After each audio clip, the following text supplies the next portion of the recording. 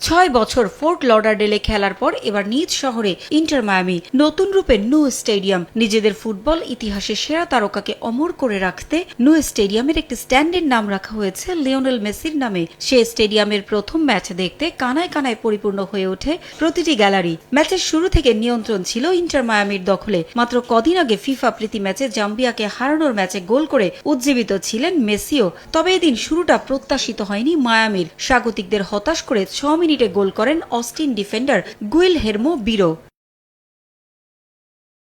গোল শোধে এরপর মরিয়া হয়ে ওঠে ইন্টার মায়ামি। অবশেষে 10 মিনিটে আসে সে ক্ষণ।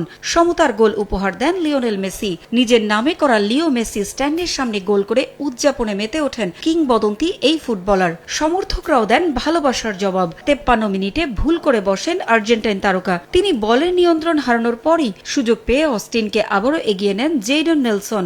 রেইনবো অলরাউন্ডার এক্সটেরিয়র পেইন্ট বাড়ির বাহিরের দেয়ালের সুরক্ষা নিয়ে থাকুন নিশ্চিন্ত। সাথে পাচ্ছেন 10 বছরের ওয়ারেন্টি।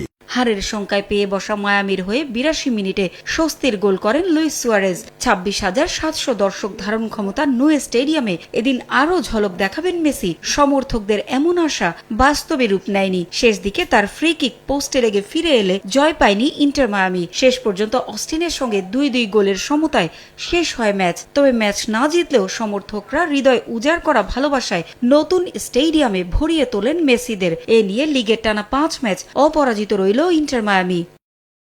পারভিন আক্তার, সময় সংবাদ।